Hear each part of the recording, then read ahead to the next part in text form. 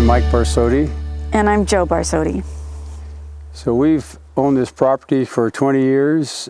I was a service forester with the Department of Forestry, and working with family forest landowners, I told my wife, we just have to buy some forest land. There's something about owning forest land that makes people really healthy.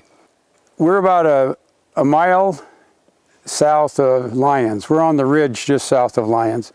Matter of fact, our property has no water on it. It's a ridgetop property, both in the North and South Santiam watersheds. So we have 19 acres, all in trees. So we just call it the Barsotti Tree Farm. So when we bought it, it had 3 different age classes, 60, 30, and 14. So even though the landowner listed it as a view property with some trees, from a forester standpoint, it was a fully stocked forest with young trees on about half of it.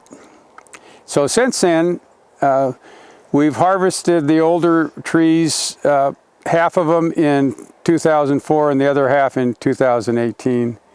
We've thinned the 30-year-old stuff, which is now 50. We've thinned it twice, and the youngest stuff that was pasture has been thinned once. Our main objective is just having a healthy, sustainable forest. The secondary objective would be providing wildlife habitat. We're now currently working on providing songbird habitat in the early forest types. And the third objective is just living in a pretty place. In the 20 years we had it, we've harvested more timber volume than was here, and there's more timber on it now than we've harvested. Unlike the way I helped landowners plant trees in the 70s and 80s, now for songbirds, you try to enhance all the native shrubs, control the invasives, but try to keep the native shrubs for both nesting and food source for songbirds. And so we worked on that in the 2004 plantation, and has grown, and now the one that we just planted 2 years ago, that plantation, we're doing it even more so, trying to maintain the shrub layer, get both a forest established and keeping those shrubs as long as possible. And it's really interesting, this one stand that's now 14, 15 years old, we pruned part of it in 2016 and finished pruning it this year in 2021, so over a 5-year period.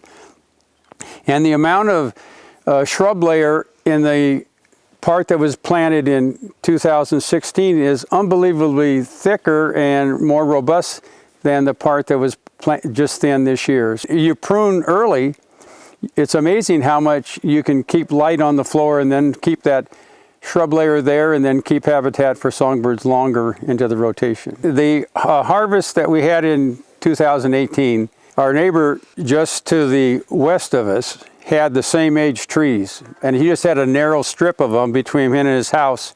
If we harvested ours and he didn't harvest his, the east wind would have taken those trees down and cut his house in half. Over a number of years explaining it to him, by the time it was time to harvest, he fully agreed, and so we harvested together. We planted our trees together, and it's been great for both of us. We've had a management plan since 2003 when we joined the tree farm system, and it's time to get a larger binder because the plan continues to grow. So for us, the plan has 2 things. It tells us where we want to go, but it also tells us where we've been. So keeping track of what I did on this unit, when, what I sprayed with back then, it's a really valuable tool, and continually adding to it.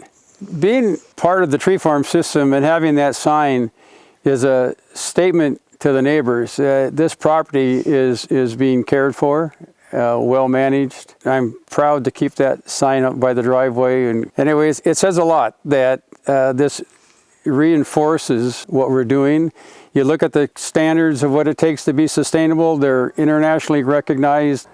At first I thought, you really don't want a 20-acre, 19-acre forest as your tree farmer of the year, but the more I thought about it, and what they convinced me is that most of us landowners as family forest landowners, own small acreages. And so whatever we can do to encourage others with small ownerships to management, I think we can all together have a significant impact.